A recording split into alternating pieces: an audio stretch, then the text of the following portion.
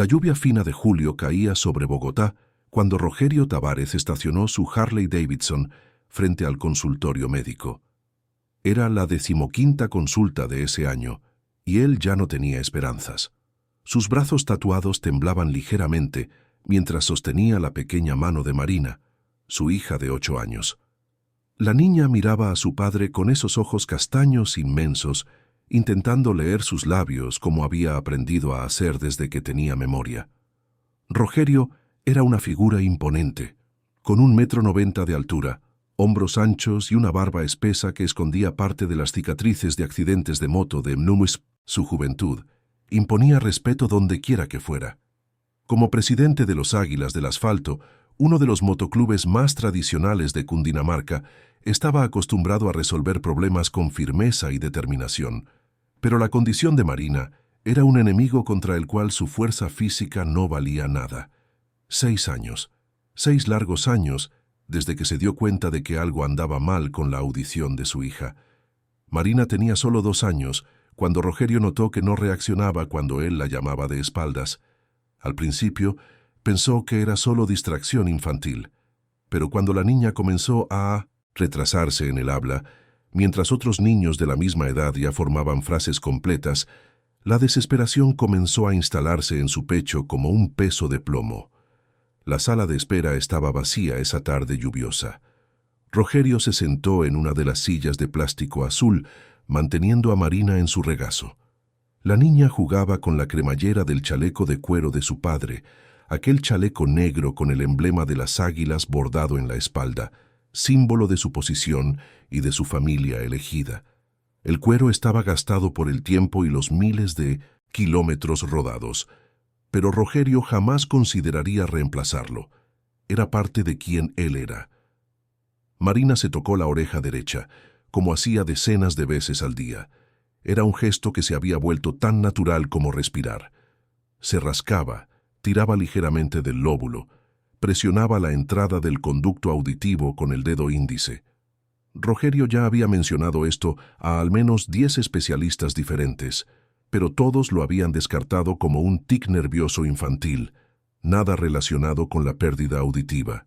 La enfermera abrió la puerta y les hizo una señal para que entraran. El doctor Enrique Sampaio era el 15º otorrinolaringólogo que Rogerio consultaba. Había llegado a él a través de un conocido del club que juraba que Sampaio era el mejor del sur del país. Rogerio ya no creía en superlativos médicos, pero aún así había gastado sus últimas economías en esa consulta privada. El doctor Sampaio era un hombre de mediana edad, cabellos canosos perfectamente peinados, gafas de montura fina y una bata inmaculadamente blanca. Saludó a Rogerio con un apretón de manos profesional y sonrió a Marina, quien no reaccionó al sonido de su voz, pero le devolvió la sonrisa al ver su rostro amable. Durante 40 minutos el médico realizó todos los exámenes que Rogerio ya conocía de memoria. El otoscopio fue insertado en los oídos de Marina. Ella permaneció quieta, acostumbrada al procedimiento. El doctor Sampaio frunció el ceño, ajustó la luz, volvió a mirar. Hizo anotaciones en su portapapeles. Le pidió a Marina que usara auriculares y apretara un botón cuando escuchara algún sonido. La niña no apretó el botón ninguna vez. Finalmente, después de revisar todos los exámenes anteriores que Rogerio había traído en una carpeta desgastada, resonancias magnéticas, tomografías, audiometrías, potenciales evocados auditivos, el doctor Sampaio suspiró hondo y juntó las manos sobre la mesa. El diagnóstico fue el mismo que Rogerio ya había escuchado innumerables veces, con pequeñas variaciones de vocabulario médico que al final significaban lo mismo: nada. No había malformación estructural. El nervio auditivo parecía intacto. Las estructuras del oído interno aparentaban normalidad. Era un caso atípico, inexplicable por los exámenes disponibles. El médico sugirió más pruebas, tal vez una nueva resonancia con contraste, tal vez una consulta con un genetista en Medellín. Rogerio escuchó todo en silencio, con la mandíbula apretada. Cuando el médico terminó, él solo negó con la cabeza. No había más dinero para más pruebas. La cuenta bancaria estaba a 0. Había vendido su moto de repuesto, había pedido préstamos a amigos del club, incluso había considerado vender su Harley principal, aunque eso sería como arrancarse un pedazo de su alma. Salieron del consultorio bajo la lluvia, que ahora caía con más intensidad. Rogerio puso a Marina dentro del coche que había pedido prestado a Toño, el vicepresidente del club. Su moto estaba en casa, él no se arriesgaba a llevar a su hija en ella en días lluviosos. Condujo en silencio por las calles mojadas de Bogotá, las luces de los semáforos reflejándose en los parabrisas empañados. Marina miraba por la ventana observando a la gente corriendo bajo los paraguas. Ella no entendía completamente su propia condición. Para ella, el mundo siempre había sido así, silencioso, una sucesión de imágenes sin banda sonora. Había aprendido a leer los labios de las personas con una habilidad impresionante. Cuando quería sentir la voz de su padre, presionaba la oreja contra su pecho ancho y sentía las vibraciones de sus palabras. Era lo más cerca que llegaba de oír. Aquella noche, en la sede de los Águilas del Asfalto, una antigua construcción de ladrillos vistos en las afueras de Bogotá, Rogerio se sentó solo en el bar improvisado mientras Marina dormía en una de las habitaciones traseras. Los otros miembros del club estaban allí: Toño, Claudio, el gordo Milto, Adán y una docena más de hombres que formaban su hermandad. Ellos sabían por la mirada de Rogerio que otra consulta había terminado sin respuestas. Respetaron su silencio inicialmente, solo bebiendo cerveza y jugando al billar en las mesas gastadas. Pero Toño, que conocía a Rogerio desde los 16 años, cuando ambos eran solo chicos rebeldes buscando pertenencia, se acercó y le puso la mano en el hombro a su amigo. Rogerio se desahogó por primera vez en meses. Habló sobre la frustración, sobre la impotencia, sobre lo devastador que era ver a su hija viviendo en un mundo sin sonidos y no poder hacer nada. Habló sobre el dinero que se había acabado, sobre las puertas que se habían cerrado, sobre la sensación de estar fallando como padre.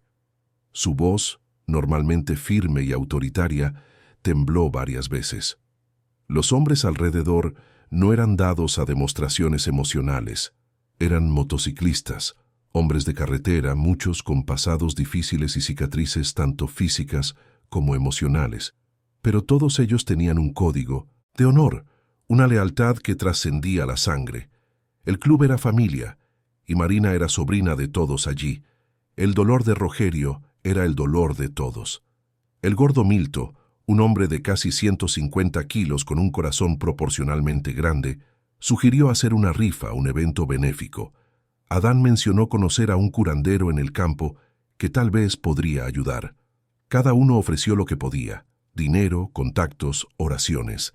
Rogerio agradeció a todos, pero sabía que ya lo habían intentado todo.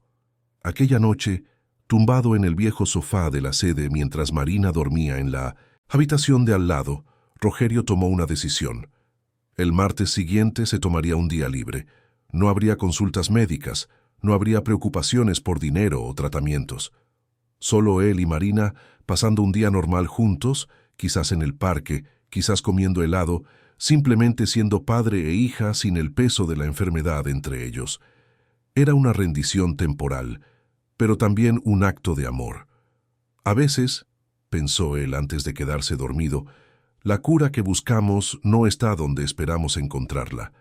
A veces está en las pequeñas cosas, en los momentos simples. Él no sabía cuán profética aquella reflexión se revelaría. Marina dormía tranquilamente en la habitación de al lado, su manita bajo la almohada, inconsciente de los planes de su padre y de los cambios que el próximo martes traería para ambas vidas. El silencio que la rodeaba era profundo y completo. Pero pronto, muy pronto, aquel silencio sería roto de una manera que nadie podría haber previsto. La respuesta que Rogerio había buscado en consultorios caros y equipos sofisticados vendría de un lugar completamente inesperado, de las manos de alguien que la sociedad había vuelto invisible, alguien que observaba el mundo con ojos que realmente veían. El martes amaneció con un cielo sorprendentemente limpio sobre Bogotá. El invierno cundinamarqués solía ser gris y húmedo, pero aquel día el sol brillaba con una intensidad casi primaveral. Rogerio se despertó temprano, preparó café fuerte e hizo panqueques para Marina, aunque sus habilidades culinarias eran limitadas. La niña bajó las escaleras de la sede del club, frotándose los ojos soñolientos, y sonrió al ver el desayuno especial. Se comunicaban a través de una combinación de lectura labial y lenguaje de señas que habían desarrollado juntos a lo largo de los años. Marina era increíblemente inteligente, compensando la falta de audición con una percepción visual aguda. Podía interpretar emociones solo observando la postura corporal de las personas. Leía microexpresiones faciales con la precisión de una especialista. Rogerio le indicó con señas que harían algo diferente ese día. Irían al Parque Metropolitano Simón Bolívar, uno de los espacios verdes más grandes y hermosos de Bogotá. Marina aplaudió de alegría.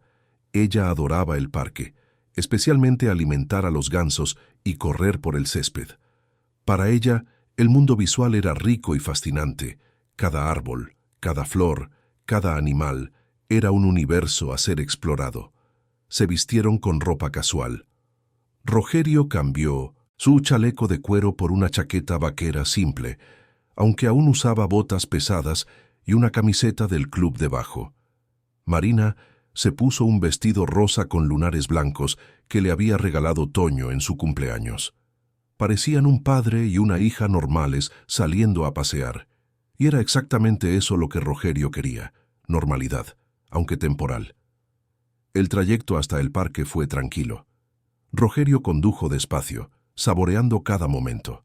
Marina iba en el asiento trasero, mirando por la ventana y señalando cosas que le llamaban la atención. Un perro, un globo rojo, un hombre en bicicleta. Rogerio miraba por el retrovisor y sonreía, memorizando cada expresión de su hija. El Parque Metropolitano Simón Bolívar estaba moderadamente lleno para un martes por la mañana. Había ancianos caminando, jóvenes corriendo, madres con cochecitos de bebé, algunos vendedores ambulantes de palomitas y algodón de azúcar. El lago brillaba bajo el sol, reflejando el azul profundo del cielo. Los gansos nadaban plácidamente, ocasionalmente saliendo del agua para picotear el pan que los visitantes lanzaban. Rogerio compró una bolsa de palomitas dulces y otra de pan duro específicamente para alimentar a los gansos. Marina corría delante de él, sus cabellos castaños ondeando al viento. Reía silenciosamente, aquella risa sin sonido que siempre rompía el corazón de Rogerio, recordándole la música que faltaba en la vida de su hija. Encontraron un banco de madera bajo una ceiba frondosa, cerca del lago pero un poco apartado de las zonas más concurridas. Rogerio se sentó mientras Marina se arrodillaba en la hierba para tirar trocitos de pan a los gansos que se acercaban cautelosamente. Era un momento perfecto, simple y puro, sin médicos ni diagnósticos ni frustraciones. Rogerio no se dio cuenta inmediatamente, pero a unos 20 metros de distancia, sentado en otro banco parcialmente escondido por arbustos, estaba un niño observando todo. El chico tenía aproximadamente 10 años, piel negra, cabellos rizados despeinados, ropas visiblemente sucias y demasiado viejas para su cuerpo flaco. Estaba descalzo a pesar del frío matinal, sus pies cubiertos por una capa de suciedad que contaba historias de noches dormidas en el suelo. El niño se llamaba Gabriel. No tenía apellido, o al menos no uno que importara ya. Hacía casi 2 años que vivía en las calles de Bogotá.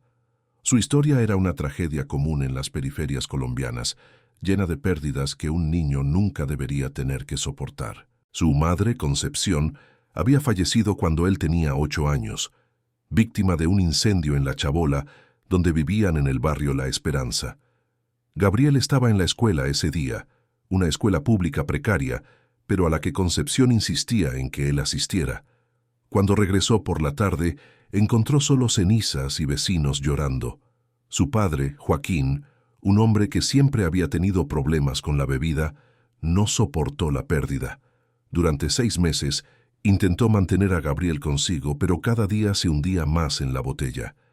Hasta que una mañana, Gabriel despertó y encontró un billete, garabateado, una disculpa patética sobre no poder cuidar a un niño, sobre necesitar irse. Gabriel nunca más vio a su padre. A los 9 años estaba completamente solo en el mundo. Pasó por un albergue municipal brevemente, pero huyó cuando uno de los adolescentes mayores comenzó a amenazarlo.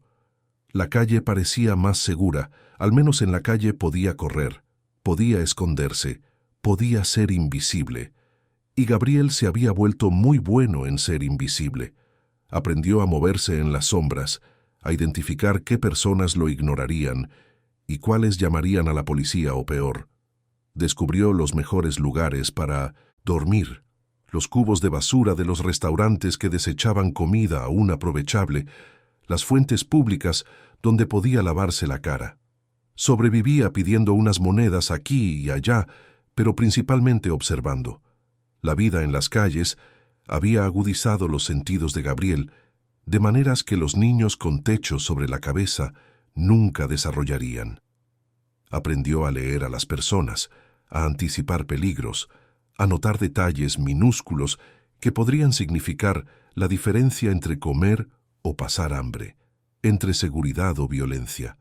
Sus ojos, a pesar de su corta edad, eran viejos, habían visto demasiado.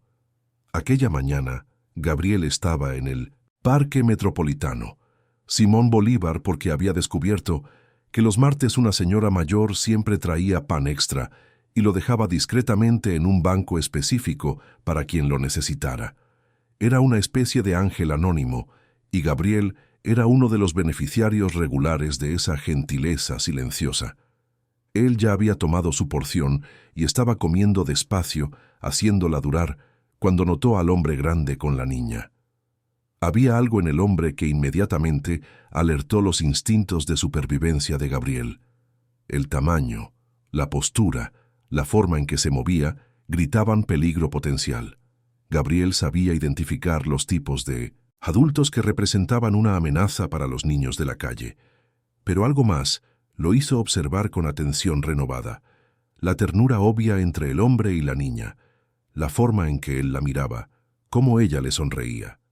Gabriel sintió una punzada de nostalgia tan aguda que casi le dolió físicamente. Recordó cómo su madre solía peinarle el cabello, cómo su padre, en los días buenos antes de que la bebida lo dominara por completo, lo llevaba a jugar al fútbol en un campito. Eran recuerdos que él intentaba no revisitar con frecuencia, porque hacían que la calle fuera aún más fría y solitaria. Pero entonces, algo más capturó la atención de Gabriel. La niña se llevó la mano a la oreja derecha y la tocó, se rascó, tiró ligeramente. Era un gesto que Gabriel reconoció inmediatamente. Su madre había trabajado esporádicamente como auxiliar de limpieza en un centro de salud, y a veces Gabriel iba con ella cuando no tenía escuela. Él recordaba haber visto a un enfermero tratando a un señor mayor que se quejaba de no oír bien. El problema era una acumulación de cerumen compactado y endurecido, bloqueando completamente el conducto auditivo. El enfermero le había explicado a Concepción, que escuchaba curiosa, cómo aquello sucedía. Algunas personas producían cerumen en exceso o empujaban el cerumen hacia adentro al intentar limpiar con hisopos, y con el tiempo se convertía en un tapón sólido. El tratamiento era simple, remover cuidadosamente el tapón. Gabriel recordaba haber observado el procedimiento, fascinado por la forma en que el enfermero usaba una pinza especial y cómo el señor inmediatamente comenzó a oír mejor. Ahora, observando a la niña en el parque, Gabriel vio el mismo gesto repetitivo, la misma incomodidad. Y cuando la luz del sol incidió en un ángulo específico, mientras la niña giraba la cabeza, Gabriel logró ver muy al fondo del conducto auditivo derecho algo oscuro y compactado. Su corazón se aceleró. ¿Sería posible? ¿Sería aquello?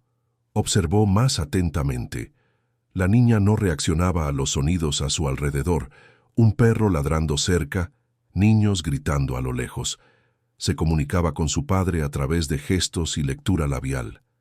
Gabriel sintió una certeza crecer dentro de él. Él sabía lo que estaba mal. Y más importante, él sabía cómo resolverlo. Pero había un problema gigantesco. ¿Cómo acercarse?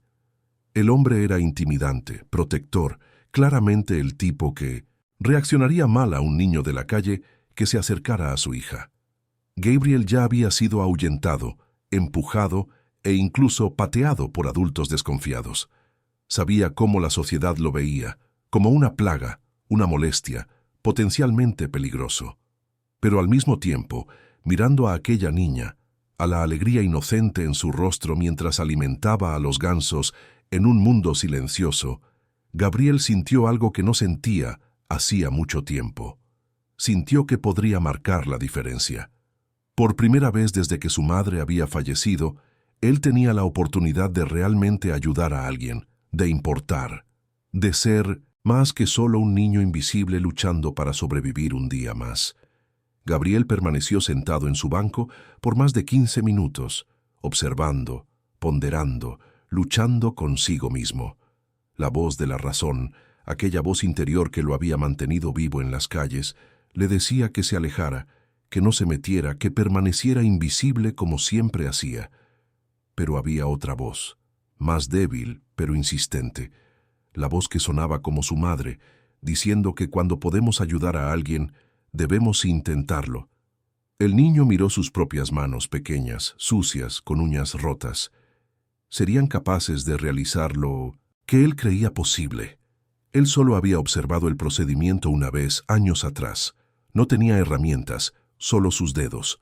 Pero el enfermero había comentado que en casos menos severos era posible hacer la remoción manual, con mucho cuidado y delicadeza. Marina corrió de vuelta al banco donde Rogerio estaba sentado. Ella sostenía una pluma blanca que había encontrado y se la mostraba a su padre con entusiasmo. Rogerio sonrió, acarició los cabellos de su hija y guardó la pluma en el bolsillo como si fuera un tesoro. Gabriel observó la escena y algo dentro de él se decidió. Se levantó lentamente. Sus piernas temblaban, no de frío, sino de miedo anticipado al rechazo, posiblemente a la agresión. Caminó despacio por el césped, manteniendo distancia pero acercándose gradualmente. Rogerio notó al niño casi inmediatamente. Sus instintos de presidente de motoclub, siempre alerta a potenciales problemas, hicieron que sus ojos se entrecerraran. Cuando Gabriel estaba a unos 5 metros, Rogerio se levantó. Era una figura imponente y desde el punto de vista de Gabriel parecía gigantesco. Marina, percibiendo la tensión en el cuerpo de su padre, también miró en dirección al niño. No había miedo en sus ojos, solo curiosidad. Gabriel se detuvo. Levantó las manos en un gesto universal de paz, mostrando que no representaba una amenaza. Su boca estaba seca. Por un momento consideró correr, pero entonces pensó en la niña viviendo en silencio y encontró coraje en algún lugar profundo de su ser. «Señor», comenzó Gabriel, su voz ronca de poco uso, «yo no quiero dinero, yo no quiero nada, pero creo que puedo ayudar a su hija». Rogerio dio un paso adelante, posicionándose entre Gabriel y Marina. Su rostro era una máscara de desconfianza. ¿Ayudar cómo? Su voz era grave, amenazadora. «¿Quién eres tú?» Gabriel tragó saliva. «Mi nombre es Gabriel. Vivo en la calle. Vi que su hija no oye. Se rasca la oreja. Creo que sé lo que es». La mandíbula de Rogerio se apretó. «¿Crees que sabes? 15 médicos, chico. 15 especialistas no saben lo que es. Y tú, un mocoso de la calle, ¿crees que sabes?» Las palabras fueron como bofetadas, pero Gabriel esperaba eso. «Señor, vi a mi madre ayudar a alguien con el mismo problema. Es cerumen. Cerumen bloqueando su oído. Lo vi de lejos cuando el sol pegó. Hay algo oscuro ahí dentro». Rogerio rió, pero era una risa sin humor, llena de amargura. ¿Cerumen? ¿Crees que 15 médicos no pensaron en algo tan básico como el cerumen? Examinaron sus oídos cientos de veces. ¿Ellos examinaron o ellos miraron rápido? Gabriel no sabía de dónde venía su osadía, quizás de la desesperación de hacer que el hombre entendiera. A veces está muy profundo, compactado, parece parte del oído. Mi madre decía que algunos médicos no lo ven porque no esperan verlo. Es demasiado simple. Rogerio dio un paso más hacia Gabriel, quien automáticamente retrocedió. Escúchame, mocoso. No sé cuál es tu juego, pero no voy a dejarte acercarte a mí. Hija, ahora vete de aquí antes de que llame a la seguridad del parque. Gabriel sintió lágrimas de frustración quemar sus ojos. No estaba acostumbrado a llorar. Había aprendido en las calles que las lágrimas eran un lujo peligroso. Pero en aquel momento, ante el rechazo, la imposibilidad de ayudar, se sintió completamente impotente. «Por favor», susurró, «sé que usted no confía en mí. Lo entiendo. Pero su hija, yo puedo ayudarla. Sé que puedo. Solo déjame intentar. Si la lastimo, usted puede hacerme lo que quiera, pero por favor déjame intentar». Había algo en la voz de Gabriel, una sinceridad cruda, una desesperación que no era por dinero o ganancia personal. Rogerio dudó. Era completamente absurdo. Un niño de la calle afirmando poder hacer lo que los mejores médicos no lograron. Pero al mismo tiempo, Rogerio ya había intentado todo. ¿Qué tenía que perder? Marina tiró de la chaqueta de su padre. Había leído los labios de toda la conversación. Su habilidad en ese aspecto era impresionante. Le hizo una señal a su padre. «Déjalo intentar, papá. No tengo miedo». Rogerio miró a su hija, luego al niño, luego nuevamente a su hija. Marina tenía aquella mirada determinada que había heredado de él. Aquella mirada que decía que ya había tomado una decisión y no cambiaría de opinión. Era una característica Tavares, terquedad disfrazada de convicción. «Está bien», dijo Rogerio finalmente, su voz aún dura pero con un rastro de resignación. «Pero voy a sujetar tu muñeca todo el tiempo. Si la lastimas, si ella demuestra cualquier dolor, te rompo el brazo. ¿Entendido?» Gabriel asintió vigorosamente. «Entendido, señor. Tendré mucho cuidado. Lo prometo». Se acercaron al banco. Marina se sentó y Gabriel se arrodilló a su lado. Sus manos temblaban visiblemente. Rogerio agarró la muñeca derecha de Gabriel con fuerza suficiente para dejar claro que no estaba bromeando, pero no tan fuerte como para impedir el movimiento. Marina miró a Gabriel y sonrió, una sonrisa confiada que hizo que el corazón del niño se encogiera. Gabriel respiró hondo.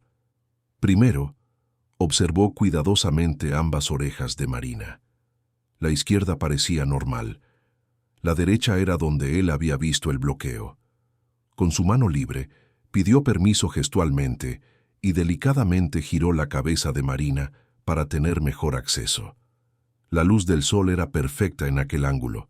Ahí estaba, profundo en el conducto auditivo, casi imperceptible a menos que supieras qué buscar. Estaba una masa endurecida de cerumen y suciedad, compactada a lo largo de años. Era de color marrón oscuro, casi negra, y se había formado de tal manera que parecía parte de la anatomía natural. Gabriel entendió inmediatamente por qué los médicos lo habían pasado por alto, especialmente en exámenes rápidos con iluminación inadecuada. Marina permaneció completamente inmóvil. Rogerio observaba cada movimiento de Gabriel como un halcón. Gabriel lentamente llevó su dedo meñique a la entrada del conducto auditivo. Sus uñas eran cortas, rotas naturalmente, lo que en realidad era bueno, menos probabilidad de arañar. Trabajó con una delicadeza que contradecía sus manos ásperas por la vida en la calle. El primer toque fue exploratorio, sintiendo la textura, la profundidad, entendiendo cómo estaba posicionado el bloqueo. Marina no demostró incomodidad. Animado, Gabriel comenzó a trabajar en los bordes, intentando crear espacio, soltando cuidadosamente la masa compactada de las paredes del conducto auditivo. Rogerio apenas respiraba. 30 segundos pasaron como una eternidad. Gabriel trabajaba con total concentración, su lengua entre los dientes, sudor formándose en su frente a pesar del frío. Entonces logró un apalancamiento adecuado. Con un movimiento preciso pero gentil, extrajo el tapón.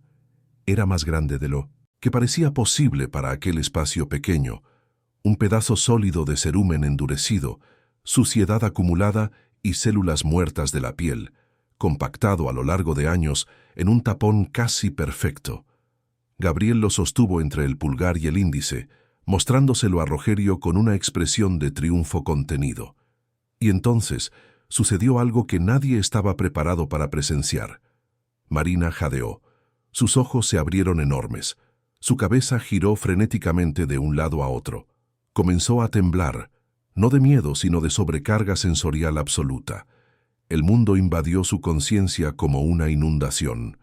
El ruido del viento en las hojas de los árboles, los gansos graznando en el lago, voces distantes de otras personas en el parque, el ladrido de un perro, coches pasando en la avenida cercana, el sonido de su propia respiración acelerada.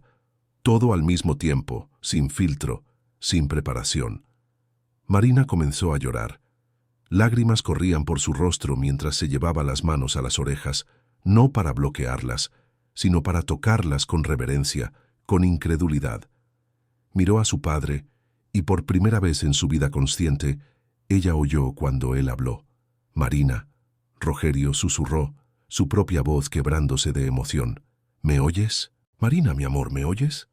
Y Marina, a través de las lágrimas, a través del shock, a través de la sobrecarga de sensaciones completamente nuevas, dijo algo que ella nunca había realmente dicho antes, nunca escuchando las palabras, nunca sabiendo si estaba formando los sonidos correctamente. «Papá», dijo ella, y esta vez ella oyó su propia voz, extraña, maravillosa, real. «Papá, te oigo». Rogerio Tavares, hombre que había enfrentado peleas de bar, accidentes de moto que podrían haber sido fatales y las peores adversidades que la vida en los márgenes de la sociedad podía ofrecer, se desmoronó. Cayó de rodillas en el suelo del parque, abrazando a Marina con tanta fuerza que ella casi perdió el equilibrio. Sus hombros anchos temblaban con sollozos profundos que venían de un lugar tan hondo que él ni siquiera sabía que existía. 6 años. 6 años de silencio. 6 años de culpa, de sentir que estaba fallando como padre, de gastar hasta el último centavo en busca de una solución. Y la respuesta estaba allí, tan simple, tan básica, en las manos sucias de un niño que la sociedad había descartado como basura. Marina también lloraba, pero sus lágrimas eran de una alegría abrumadora, mezclada con confusión absoluta. Cada sonido era nuevo, cada ruido era un descubrimiento. Ella agarraba a su padre, luego tocaba sus propias orejas, luego miraba alrededor intentando conectar lo que veía con lo que ahora oía. Un pájaro cantó en un árbol cercano y Marina miró hacia arriba con asombro, finalmente entendiendo lo que los pájaros hacían, además de solo volar. Gabriel estaba congelado en su lugar, aún arrodillado, observando la escena con una expresión de shock silencioso. Él había esperado que funcionara, pero ver el resultado real, presenciar el momento en que aquella niña experimentaba el sonido por primera vez, era algo que trascendía cualquier cosa que él podría haber imaginado. Lágrimas corrían también por su rostro, lágrimas que él no sabía que estaba derramando. Después de lo que parecieron horas, pero fueron solo unos minutos, Rogerio soltó a Marina y se volvió hacia Gabriel. El niño instintivamente se encogió, aún condicionado a esperar agresión. Pero lo que sucedió fue algo completamente diferente. Rogerio tiró de Gabriel para un abrazo aplastante. El hombre grande envolvió al niño flaco como si fuera la cosa más preciosa del mundo. «Salvaste a mi hija», Rogerio repetía entre sollozos. «La salvaste. ¿Cómo puedo agradecerte?» «¿Cómo?» Gabriel no sabía qué decir. No estaba acostumbrado a abrazos, mucho menos de extraños, mucho menos de hombres intimidantes. Pero había algo reconfortante en aquel abrazo, algo que él no sentía desde que su madre había fallecido. Seguridad, pertenencia, importancia. Cuando Rogerio finalmente lo soltó, sostuvo a Gabriel por los hombros y lo miró directamente a los ojos. «¿Cuál es tu nombre completo?» Gabriel dudó. «Solo Gabriel, señor. No tengo apellido que importe». «¿Tienes familia? ¿Alguien te espera en algún lugar?» Gabriel negó con la cabeza. «No, señor. No tengo a nadie». Algo cambió en el rostro de Rogerio en aquel momento. Una decisión se formó, impulsiva quizás, pero absolutamente certera. «Ahora sí», dijo con una firmeza que no admitía argumentos. Vas a venir conmigo, vas a vivir con nosotros. Me devolviste a mi hija y no voy a dejarte volver a la calle. Gabriel parpadeó confuso. Señor, yo no necesito, comenzó, pero Rogerio lo interrumpió. No estoy pidiendo tu opinión, mocoso, estoy diciendo lo que va a pasar. Y él hizo algo que lo simbolizaba todo, se quitó el chaleco de cuero de los águilas del asfalto, aquel chaleco que era su identidad, su emblema de autoridad y pertenencia, y lo colocó sobre los hombros delgados de Gabriel. El chaleco era enorme para el niño, las mangas colgaban mucho más allá de sus manos. El largo le llegaba casi a las rodillas. Pero había algo profundamente significativo en aquel gesto. En el mundo de los motoclubes, el chaleco no era solo una prenda de vestir, era sagrado, era familia, era juramento de sangre. Este chaleco significa que ahora eres parte de la familia, Rogerio explicó, su voz aún áspera por la emoción. Eres mi hijo, Marina es tu hermana, y el club, todos ellos, son tu familia. ¿Entendido? Gabriel no confiaba en su propia voz para responder, así que solo asintió, nuevas lágrimas corriendo por sus mejillas sucias. Rogerio lo atrajo a otro abrazo, y Marina se unió a ellos, creando una confusión de brazos y lágrimas y felicidad pura. La gente en el parque había notado la escena. Algunos observaban curiosos, otros desviaban la mirada incómodos con la demostración pública de emoción. Una señora mayor se acercó preguntando si todo estaba bien, y Rogerio, riendo entre lágrimas, dijo que todo estaba perfecto, que estaba mejor de lo que había estado en 6 años. El viaje de regreso a la sede de los Águilas del Asfalto fue surrealista. Gabriel iba en el asiento trasero del coche junto a Marina, aún vistiendo el chaleco gigante, incapaz de creer plenamente lo que estaba sucediendo. Marina no podía parar de hablar, probando su voz, haciendo preguntas sobre cada sonido que oía. «Papá, ¿qué es ese ruido del coche? ¿Y aquel silbido? ¿Por qué los pájaros hacen sonidos diferentes?» Rogerio respondía a cada pregunta con una paciencia infinita, su voz ocasionalmente quebrándose de emoción. Gabriel observaba todo en silencio, aún procesando el cambio abrupto en su vida, de invisible a hijo, de desechable a familia. Era demasiado para asimilar. Cuando llegaron a la sede del club, Toño estaba afuera reparando una moto. Levantó la vista al oír el coche y su rostro mostró confusión al ver a un niño de la calle flaco usando el chaleco de Rogerio en el asiento trasero. Pero antes de que pudiera preguntar cualquier cosa, Rogerio salió del coche y gritó algo que hizo que Toño soltara la herramienta que sostenía. «Marina está oyendo. Toño, ella está oyendo». En minutos, todos los miembros disponibles del club se reunieron en el patio de grava frente a la sede. El gordo Milto, Claudio, Adán y una docena más de motociclistas formaron un círculo confuso. Rogerio contó la historia atropelladamente, señalando a Gabriel, mostrando el tapón de cerumen que aún estaba envuelto en una servilleta de papel, demostrando cómo Marina ahora reaccionaba a los sonidos. Para probarlo, Claudio aplaudió detrás de Marina sin que ella estuviera mirando. Ella giró inmediatamente, con una sonrisa radiante, y dijo: «¡Te oí!». La reacción de los hombres fue instantánea. Algunos gritaron de alegría, otros abrazaron a Marina. El gordo Milto lloró abiertamente sin vergüenza alguna. Pero cuando la atención se volvió hacia Gabriel, que intentaba hacerse pequeño e invisible por costumbre, la atmósfera cambió ligeramente. Había gratitud, con certeza, pero también desconfianza instintiva. Era un niño de la calle al fin y al cabo, sucio, claramente desnutrido, posiblemente con pulgas. Toño expresó en voz alta lo que algunos estaban pensando. «Rogerio, es genial lo que hizo, pero ¿estás seguro de esto? ¿Traer a un mocoso que no conocemos al club?» Rogerio se volvió hacia Toño con una expresión que no admitía discusión. «Este mocoso», dijo, enfatizando cada palabra, hizo lo que 15 médicos caros no lograron. Vio lo que nadie más vio. ¿Y cuándo podría haber simplemente seguido invisible, cuando no ganaría nada arriesgándose a acercarse? Vino y ayudó. Me devolvió a mi hija.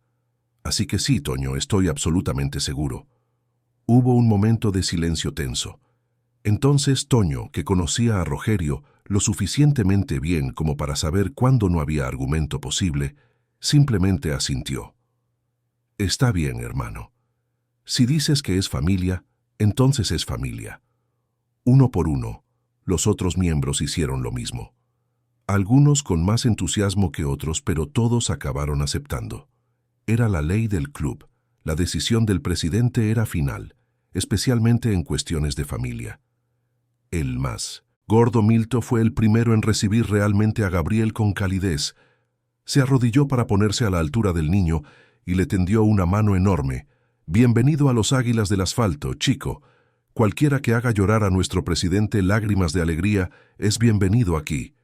Gabriel estrechó la mano hesitantemente y Milton lo atrajo a un abrazo que casi aplastó al niño.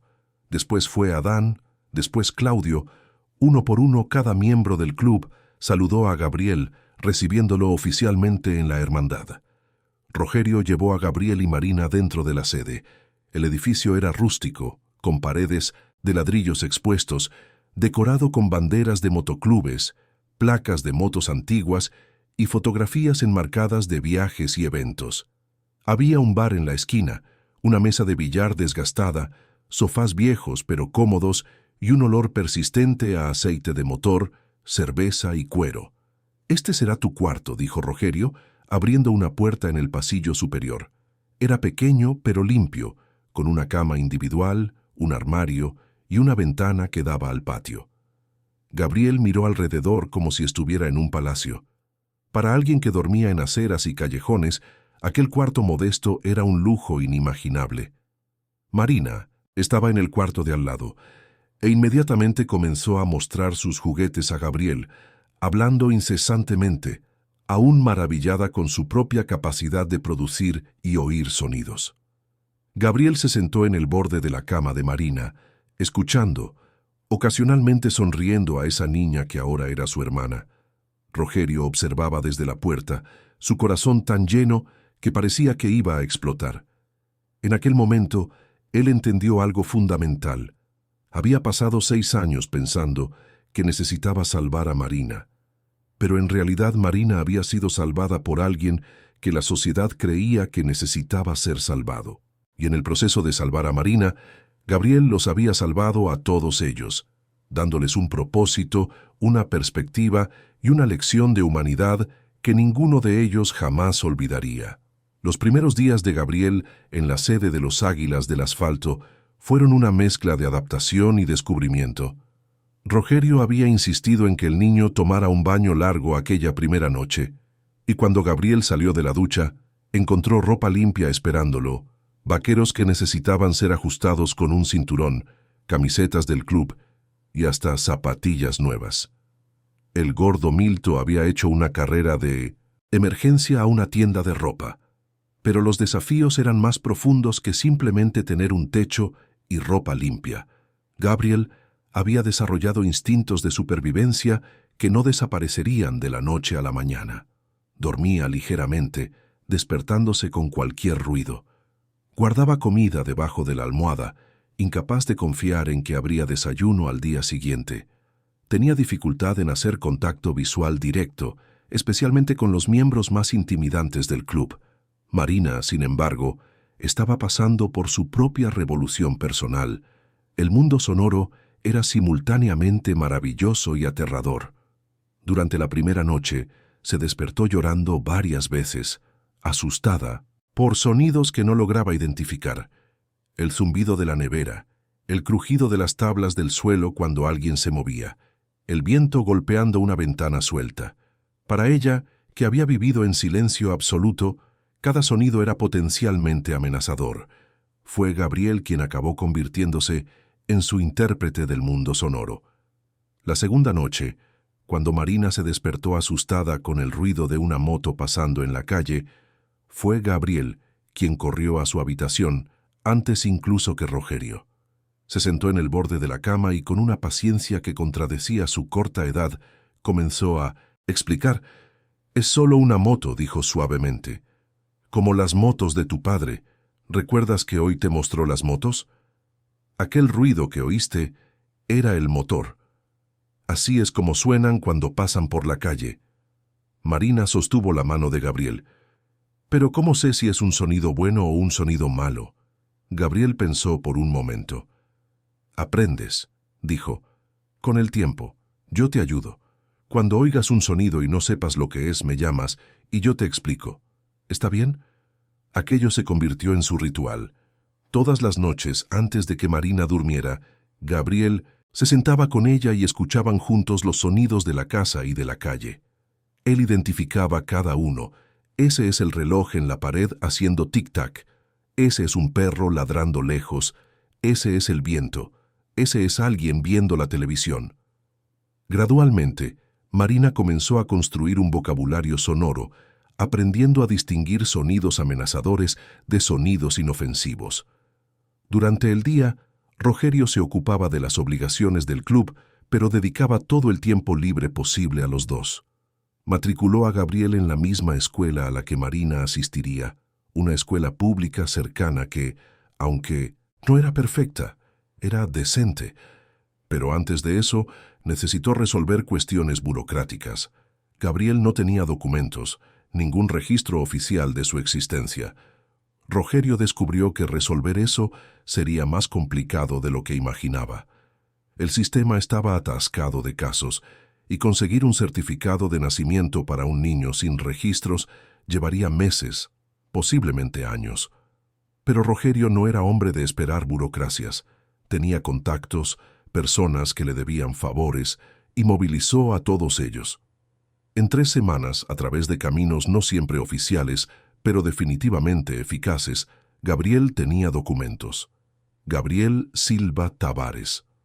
Rogerio había insistido en añadir su apellido. La escuela fue un desafío diferente. Gabriel estaba años atrasado académicamente. Su madre había logrado mantenerlo estudiando hasta los 8 años, pero los 2 años en las calles habían creado lagunas enormes. Leía con dificultad, sus matemáticas eran básicas. No sabía nada de ciencias o historia aparte de lo que había vivido. Pero Gabriel tenía algo que muchos alumnos no tenían: hambre de aprender. Absorbía conocimiento como una esponja seca. Se quedaba despierto hasta tarde con libros prestados, haciendo preguntas interminables a Rogerio y a los otros miembros del club. Toño, que había completado formación técnica en mecánica, comenzó a ayudarlo con matemáticas. Claudio, que sorprendentemente tenía formación en historia antes de abrazar la vida de motociclista, le enseñaba sobre Colombia y el mundo. Marina también comenzó su propio viaje educativo. Por primera vez, ella podría asistir a clases regulares sin necesidad de intérprete de señas. La escuela fue comprensiva, reconociendo que ella necesitaría apoyo especial mientras aprendía a procesar información auditiva. Una fonoaudióloga comenzó a visitarla 2 veces por semana, ayudándola a afinar su propia voz, a distinguir fonemas, a desarrollar habilidades auditivas que otras niñas desarrollaban naturalmente en los primeros años de vida. Gabriel acompañaba a Marina en muchas de esas sesiones. Tenía un interés genuino, pero más que eso quería estar presente para su hermana. El vínculo entre ellos era profundo y único. Se habían salvado mutuamente de maneras diferentes, pero igualmente importantes. Marina le daba a Gabriel un propósito, una razón para ser más que solo un superviviente. Gabriel le daba a Marina seguridad, alguien que entendía tanto su mundo antiguo de silencio como su nuevo mundo de sonidos. 3 meses después de aquella transformadora tarde en el parque, la vida había establecido una rutina. Gabriel y Marina iban a la escuela juntos. Gabriel, instintivamente protector, siempre caminando por el lado exterior de la acera, siempre atento a potenciales peligros. En la escuela, Marina rápidamente se volvió popular, su historia única y su personalidad alegre atrayendo amistades. Gabriel era más reservado, pero su inteligencia y esfuerzo genuino conquistaron el respeto de los profesores. Por la noche, la sede del club era un lugar de camaradería. Los miembros habían aceptado completamente a Gabriel. El gordo Milto se había convertido en una figura paterna adicional, enseñándole a Gabriel sobre motos, sobre lealtad. sobre el código de honor del club. Adán a veces lo llevaba a ayudar en su trabajo de carpintería, enseñándole un oficio útil. Cada miembro contribuía de alguna forma a la educación del niño. Pero fue en una fría noche de agosto, casi 5 meses después de aquel día en el parque, que sucedió la conversación que cambiaría nuevamente la trayectoria de sus vidas. Rogerio había convocado a una reunión de todos los miembros. Era algo formal, con todos sentados alrededor de la gran mesa de madera en la sala principal de la sede. «Hermanos», comenzó Rogerio, su voz resonando en el silencio atento, «todos ustedes saben lo que le pasó a Marina. Saben cómo Gabriel llegó a nosotros. He pasado los últimos meses pensando mucho en esto, en cómo estuvimos ciegos, en cuántos niños como Gabriel están en las calles por las que pasamos todos los días sin realmente ver». Hizo una pausa, mirando alrededor de la mesa a cada rostro. Gabriel estaba sentado junto a Marina en la esquina de la sala, no totalmente parte de la reunión, pero presente como familia. «Tenemos espacio aquí», continuó Rogerio. «Tenemos recursos. No somos ricos, pero tenemos más de lo que necesitamos. Y propongo que hagamos algo con esto. Quiero que los Águilas del Asfalto se conviertan en un refugio para niños como Gabriel, niños a los que el sistema falló, niños invisibles». Hubo un murmullo alrededor de la mesa. Toño fue el primero en hablar. «Rogerio, es una idea noble. Pero esto es enorme. ¿Tenemos estructura para esto? Y legalmente hay problemas». «Lo sé», respondió Rogerio. «No será fácil. Pero ¿cuándo los Águilas del Asfalto eligieron el camino fácil? Podemos hacer esto bien. Podemos registrarnos como una organización de asistencia. Podemos crear alianzas con el sistema de acogida. Podemos ofrecer hogares temporales, quizás incluso permanentes. Podemos dar a estos niños lo que le dimos a Gabriel, una familia, una oportunidad». Milton se aclaró la garganta, su voz emocionada. «Apoyo esto completamente. Este chico», señaló a Gabriel, «cambió nuestras vidas. Nos mostró que podemos ser más que solo un club de motos. Podemos realmente marcar la diferencia». Uno por uno los miembros expresaron sus opiniones. Había preocupaciones prácticas, claro, cuestiones sobre dinero, espacio, responsabilidades legales. Pero había también un entusiasmo creciente. Muchos de aquellos hombres venían de orígenes difíciles. Ellos entendían lo que era sentirse descartado por la sociedad. La idea de pasar eso adelante, de ser la familia que ellos mismos habían necesitado una vez, resonaba profundamente. La votación fue unánime. Los Águilas del Asfalto expandirían su misión. Comenzarían pequeño, quizás 1 o 2 niños adicionales inicialmente, aprendiendo a medida que avanzaban. Rogerio ya había contactado a abogados y trabajadores sociales, preparando el terreno. Gabriel había escuchado todo en silencio. Cuando la reunión terminó y los hombres comenzaron a dispersarse, se acercó a Rogerio. «Papá», dijo, y el uso natural de aquella palabra hizo sonreír a Rogerio, «¿esto es por mi culpa?»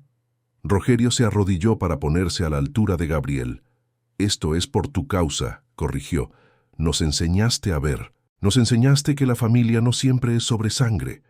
Es sobre quién está dispuesto a estar presente, quién está dispuesto a ayudar, quién ve valor donde otros ven solo problema. Nos diste un propósito mayor que solo rodar en nuestras motos los domingos». Gabriel abrazó a Rogerio y Marina se unió a ellos.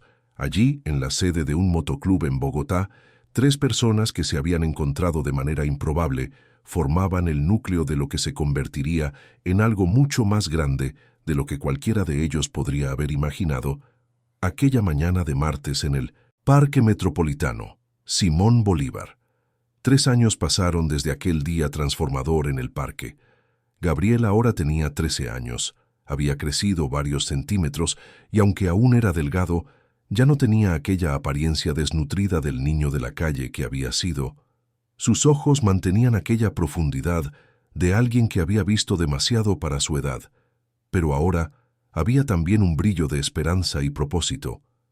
Marina, a los 11 años, era una niña vibrante y confiada. Su adaptación al mundo sonoro estaba completa. Ella no solo oía perfectamente, sino que había desarrollado una pasión profunda por la música. Rogerio había comprado un piano usado hacía 2 años, y Marina practicaba religiosamente todas las tardes. Su profesor decía que ella tenía talento natural, una sensibilidad para melodías que era rara. Marina solía decir que quizás era porque ella recordaba el silencio. Entonces apreciaba cada nota de una forma que otras personas no podían. La transformación mayor, sin embargo, había ocurrido con los Águilas del Asfalto. El proyecto de acogida que Rogerio había propuesto aquella noche 3 años atrás se había convertido en realidad, y luego había crecido más allá de sus expectativas iniciales. La sede había sido expandida, con un anexo construido en la parte trasera, que contenía 6 habitaciones adicionales. Consiguieron registro como organización sin fines de lucro y una alianza oficial con el sistema de acogida municipal. En aquel momento, había 8 niños viviendo en la sede, además de Gabriel y Marina. Cada uno traía su propia historia de trauma y abandono. Estaba Lucas, de 7 años, que había huido de un hogar adoptivo abusivo. Estaban las gemelas Beatriz y Bianca, de 9 años, huérfanas cuyos parientes no las quisieron. Estaba Rafael, de 12 años, que había sido encontrado viviendo en una terminal de autobuses. Estaba Julia, de 1906 años, rescatada de una situación de negligencia severa. Estaban Cayo y Pedro, hermanos de 8 y 10 años que se negaban a ser separados por el sistema. Estaba Luana, de 13 años, que había huido de casa después de años de violencia doméstica. Cada niño había sido recibido de la misma forma que Gabriel, con los brazos abiertos de aquellos motociclistas rudos, pero de corazón enorme. El club había desarrollado un sistema. Cada miembro se convertía en mentor de al menos un niño, enseñándoles oficios, valores, dándoles la atención individual que el sistema sobrecargado no lograba proporcionar. Gabriel se había convertido en una figura central en ese sistema. Él entendía mejor que nadie lo que aquellos niños estaban pasando, el miedo, la desconfianza, la dificultad de creer que finalmente estaban seguros. Él era frecuentemente el primero en recibir a los recién llegados, sentándose con ellos, contándoles su propia historia, mostrándoles que era posible no solo sobrevivir, sino prosperar. La escuela local se había convertido en socia del proyecto. Todos los profesores conocían a los niños de los Águilas y hacían esfuerzos extras para apoyarlos. Gabriel se estaba destacando académicamente, particularmente en ciencias. Su profesor de biología había comentado que Gabriel tenía mente de investigador, siempre haciendo preguntas perspicaces, siempre queriendo entender el porqué de las cosas. Pero la revelación más significativa sucedería en una tarde de sábado de noviembre, cuando Gabriel cumpliría 14 años.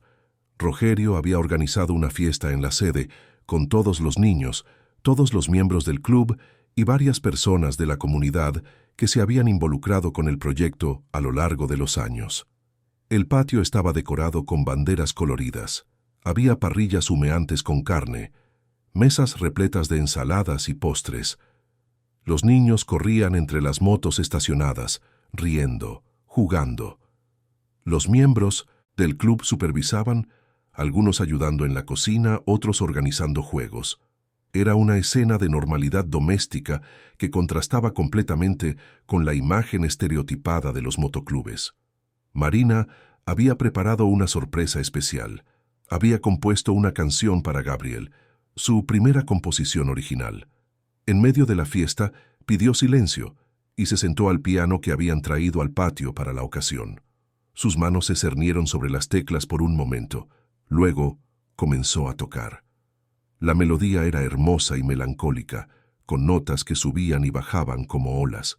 Entonces Marina comenzó a cantar, su voz clara y afinada, contando una historia sobre un niño valiente que veía lo invisible, sobre un milagro realizado por manos pequeñas, sobre la familia que se elige. No había un ojo seco entre los adultos presentes. Cuando Marina terminó, hubo un momento de silencio reverente Antes de que todos irrumpieran en aplausos, Gabriel estaba llorando abiertamente, sin vergüenza. Marina bajó del banco del piano y abrazó a su hermano. «Gracias», susurró. «Gracias por darme sonidos. Gracias por darme música». Rogerio observaba desde el margen de la celebración, apoyado en su Harley, con Toño a su lado. Los dos amigos permanecieron en silencio, por un largo momento solo observando la escena. Niños felices, gente riendo, familia improvisada pero genuina. «¿Te acuerdas?», dijo Toño finalmente, «cuando llegaste aquí hace 3 años después de aquel día en el parque? Estabas convencido de que habías salvado a aquel mocoso de la calle». Rogerio rió bajito negando con la cabeza. «Estaba tan equivocado», dijo. «Yo no lo salvé a él. Él nos salvó a nosotros. A todos nosotros». Toño asintió. Antes de Gabriel, éramos solo un montón de motociclistas envejeciendo, rodando los domingos, bebiendo cerveza, viviendo en el pasado. Ahora mira lo que somos. Mira lo que estamos haciendo. Estos niños tienen futuro por nuestra causa, pero nosotros tenemos propósito por causa de ellos. Es gracioso, Rogerio reflexionó. ¿Cómo pasé 6 años buscando una cura para Marina en los lugares equivocados? Gasté todo lo que tenía en médicos y exámenes caros, y la respuesta estaba allí, en las manos de un niño que la sociedad había descartado. Un niño invisible. Te hace pensar en cuántas otras respuestas, cuántos otros milagros están por ahí, escondidos en personas que no vemos. Toño observó a Gabriel siendo levantado sobre los hombros del gordo Milto, el niño riendo, mientras otros niños cantaban «Feliz cumpleaños». Es especial ese chico, siempre lo fue, solo necesitaba que alguien lo viera. Todos son especiales, Rogerio corrigió suavemente. Cada uno de estos niños, Gabriel, Marina, Lucas, las gemelas, todos ellos, solo necesitan que alguien los vea, que se preocupe, que esté presente. Es todo lo que cualquier niño necesita, al fin y al cabo. La fiesta continuó hasta el anochecer. Cuando finalmente los niños comenzaron a cansarse, fueron siendo llevados a sus habitaciones. Rogerio se aseguró de pasar de cuarto en cuarto, deseando buenas noches a cada uno, verificando si estaban cómodos, si necesitaban algo. Era un ritual que él ejecutaba todas las noches, no importaba cuán cansado estuviera. Cuando llegó al cuarto de Gabriel, encontró al niño sentado en el borde de la cama, mirando por la ventana a las estrellas. «Papá», dijo Gabriel cuando Rogerio entró, «¿puedo hacerte una pregunta?» «Claro, mi hijo, siempre». Gabriel dudó, eligiendo sus palabras cuidadosamente. «¿Te arrepientes de haberme traído a casa aquel día? Todo este cambio, toda esta responsabilidad, ¿te arrepientes?» Rogerio se sentó junto a Gabriel, colocando el brazo alrededor de los hombros del niño. «Gabriel», dijo, su voz llena de emoción, «aquel fue el mejor día de mi vida. Mejor incluso que el día en que Marina nació, porque en aquel día recuperé a mi hija y gané un hijo que ni siquiera sabía que estaba esperando.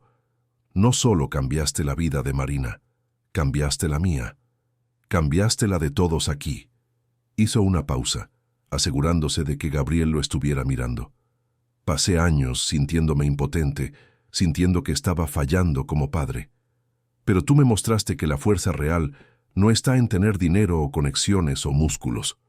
Está en preocuparse, en prestar atención, en tener el coraje de actuar cuando ves a alguien necesitando ayuda. Tú tenías 10 años y ya sabías eso. Me enseñaste algo que yo debería haber aprendido hace mucho tiempo». Gabriel se acurrucó contra Rogerio y se quedaron así por un largo momento. «Extraño a mi madre», dijo Gabriel suavemente. «A veces. Pero sé que ella estaría feliz sabiendo dónde estoy ahora, sabiendo que tengo una familia de nuevo. Tu madre está orgullosa de ti», dijo Rogerio con certeza. «Donde quiera que ella esté, sabe que su hijo está marcando la diferencia en el mundo. Y tú lo estás, Gabriel, más de lo que imaginas». A la mañana siguiente, domingo, hubo una ceremonia especial en el patio de la sede. Rogerio había mandado hacer un chaleco oficial para Gabriel, ya no el suyo prestado, sino uno propio, de tamaño adecuado, con insignias bordadas. Al frente, sobre el corazón, estaba escrito Águilas del Asfalto. En la espalda, en letras grandes, estaba el nombre Gabriel y debajo una frase, El que ve lo invisible. Cuando Rogerio le puso el chaleco en los hombros a Gabriel frente a todos los miembros reunidos y todos los niños acogidos, fue un momento de reconocimiento oficial. Gabriel ya no era solo un niño rescatado, era miembro pleno, hermano, familia en el sentido más profundo de la palabra. Los otros niños aplaudieron, algunos preguntando cuándo recibirían sus propios chalecos. Rogerio sonrió y prometió que cuando cada una de ellas estuviera lista, cuando demostraran los valores del club, lealtad, coraje, compasión, ellas también recibirían sus chalecos. Marina estaba particularmente emocionada. Abrazó a Gabriel fuerte y susurró, «Siempre serás mi héroe, siempre». En los meses que siguieron, la historia de los Águilas del Asfalto y su proyecto de acogida comenzó a llamar la atención regional. Un periódico local publicó un reportaje, una cadena de televisión hizo un reportaje. Otros motoclubes comenzaron a ponerse en contacto, interesados en replicar el modelo en sus propias ciudades. Rogerio y Gabriel fueron invitados a hablar en conferencias sobre asistencia social, sobre modelos alternativos de acogida. Gabriel, que a los 14 años ya demostraba habilidades impresionantes de oratoria, contaba su historia sin vergüenza, explicando cómo un gesto simple de bondad había creado una ola de cambios. Marina continuó desarrollando su talento musical. A los 15 años, daría su primer recital público, tocando sus propias composiciones.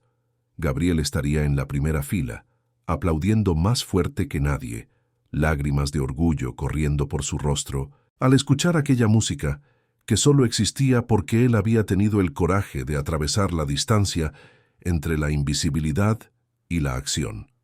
Pero a pesar de todo el reconocimiento externo, a pesar de los reportajes y premios que comenzaron a llegar, el momento más significativo para Rogerio ocurrió en una noche tranquila, 3 años y medio después de aquel día en el parque.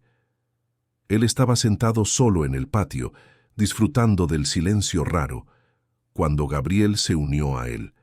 Se quedaron sentados en silencio cómodo por un tiempo, solo observando las estrellas. Entonces Gabriel dijo algo que resumió todo perfectamente. «Papá, ¿te acuerdas cuando me encontraste aquel día y pensaste que estabas salvando a un niño de la calle?» Rogerio asintió. «Me acuerdo. ¿Te das cuenta ahora de que nadie salvó a nadie? Nos salvamos unos a otros. Tú me diste una familia, pero yo te di un propósito. Marina me dio una hermana, pero yo le di sonidos. El club me dio un hogar, pero yo le di al club una misión. Así es como funciona, ¿verdad? La verdadera salvación nunca es unidireccional». Rogerio miró al niño, ya casi un joven adulto, y se maravilló con su sabiduría. «Tienes toda la razón», dijo, «y es por eso que eres mi hijo, no porque yo te rescatara, sino porque nosotros elegimos ser familia el uno para el otro». Gabriel sonrió, aquella sonrisa que había comenzado tímida y rota 3 años atrás y ahora era confiada y genuina. «La familia elegida es la mejor familia», dijo. Y Rogerio, mirando alrededor a la sede que se había transformado en un verdadero hogar para tantos, pensó en todos los niños durmiendo en las habitaciones, cada uno con su propia historia de dolor, pero ahora con un futuro de posibilidades. Pensó en Marina y su música, en Gabriel y su sabiduría precoz, en todos los miembros del club que habían encontrado un propósito mayor que solo rodar carreteras. El milagro no había sido solo la recuperación de la audición de Marina aquel día en el parque. El verdadero milagro fue lo que sucedió después, la transformación de invisibilidad en visibilidad, de abandono en pertenencia, de supervivencia en vida plena. Fue la prueba de que cuando abrimos nuestros ojos para ver a aquellos que la sociedad ignora, cuando extendemos las manos a aquellos que fueron descartados, nosotros mismos somos transformados en el proceso. Rogerio Tavares, presidente de los Águilas del Asfalto, motociclista endurecido por la vida, había comenzado su jornada pensando que necesitaba salvar a su hija. Al final, descubrió que la verdadera salvación vino de un niño invisible que solo necesitaba ser visto. Y al verlo, al elegirlo como familia, Rogerio y todos en el club encontraron algo que no sabían que estaban buscando, un significado mayor, un propósito trascendente, una familia que superaba todas las definiciones convencionales. Y todo había comenzado porque un niño de 10 años tuvo el coraje de atravesar la distancia entre la invisibilidad y la acción, entre el miedo y la compasión, entre estar solo y crear familia. Aquel tapón de cerumen removido de un oído había abierto no solo los conductos auditivos de Marina, sino los ojos de todos ellos a un mundo de posibilidades que siempre había estado allí, esperando ser descubierto. Fin de la historia. Queridos oyentes, esperamos que la historia de Rogerio, Marina y Gabriel haya tocado sus corazones tan profundamente como tocó los nuestros al contarla. Esta narrativa nos recuerda que los verdaderos milagros muchas veces suceden por las manos de aquellos a quienes la sociedad elige no ver, y que la familia es mucho más sobre a quién elegimos amar que sobre lazos de sangre. Para seguir esta emocionante jornada y descubrir otras historias igualmente cautivadoras sobre coraje, redención y el poder transformador de la bondad. Si esta historia le conmovió, si Gabriel, Marina y los motociclistas de los Águilas del Asfalto conquistaron un espacio en su corazón, no olvide suscribirse a nuestro canal y dejar su me gusta en este video. Todos los días traemos historias únicas que exploran la complejidad y la belleza de la vida humana. Historias que nos recuerdan lo mejor que podemos ser. Cuéntenos en los comentarios qué parte de esta historia le emocionó más. Si alguna vez ha pasado por alguna experiencia de ser visto cuando se sentía invisible, o si conoce algún proyecto inspirador parecido al de los Águilas del Asfalto. Su interacción nos ayuda a seguir trayendo contenido de calidad. No se pierda nuestros próximos contenidos, donde seguiremos explorando las historias que nos hacen reflexionar, llorar y creer en la bondad humana. Le esperamos aquí en los comentarios y nos vemos en la próxima historia.